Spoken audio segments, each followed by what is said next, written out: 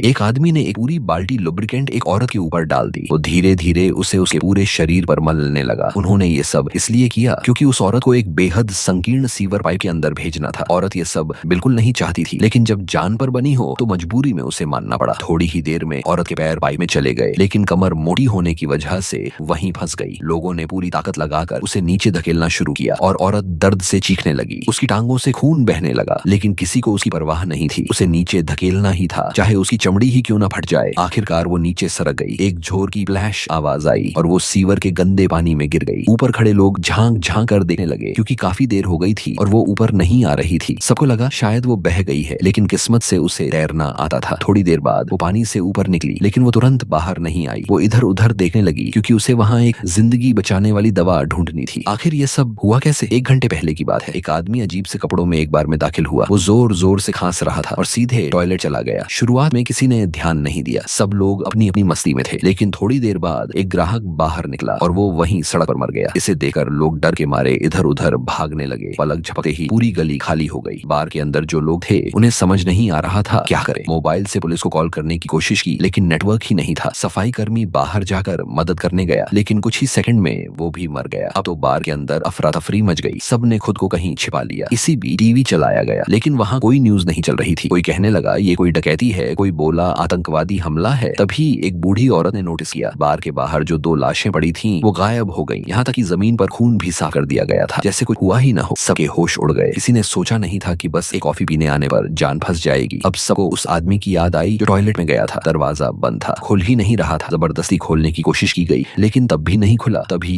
एक आदमी ने बंदूक निकाली और ताला तोड़ दिया। वो आदमी अंदर बेसुध पड़ा था। शुरू में लगा जैसे वो नशे में है, लेकिन फिर देखा कि उसके कान से खून बह रहा था। फिर बार के बाहर एक बख्तरबंद गाड़ी आई। लोगों को लगा कि बचाव टीम आई है, लेकिन उन्होंने तो बाहर टायरों को आग लगाकर गाड़ी भगाई और भाग गए। तभी टीवी पर खबर आई, बार में आग लग गई है, पूरा इलाका बंद कर दिया गया है। तभी सबको समझ में आया, असल में जो बाहर गोली चली थी उसे छुपाने के लिए सरकार ने बार में आग लगवा दी। तभी टॉयलेट में से वो आदमी बाहर निकला। वो पूरी तरह सूज चुका था, आंखें भी बाहर निकली हुई थी, जैसे किसी अजीब वायरस से संक्रमित हो। वो बोला, मुझे मत छूना, और वहीं गिरकर मर गया। तभी एक आदमी ने उसका मोबाइल उठाया। पता चला वो एक मिलिट्री अफसर था। मोबाइल में अफ्रीका के फोटो थे। लोगों को शक हुआ कि शायद ये आदमी एबोला वायरस से संक्रमित था, इसलिए जो भी बार से बाहर निकला उसे मार दिया गया। अब उनमें से एक आदमी उस फोन से मदद मांगने की कोशिश करने लगा, वहीं दूसरा अपने परिवार को फोन करना चाहता था। इसी बहस में वो गिर पड़े और तभी बार की मालिकन ने सबको बताया, जिस किसी ने उस मोबाइल को छुआ है वो अब खतरे में है। अब सभी को अलग कर दिया गया। जिसके पास बंदूक थी उसकी बात सबको माननी पड़ी, लेकिन उन्हें नहीं पता था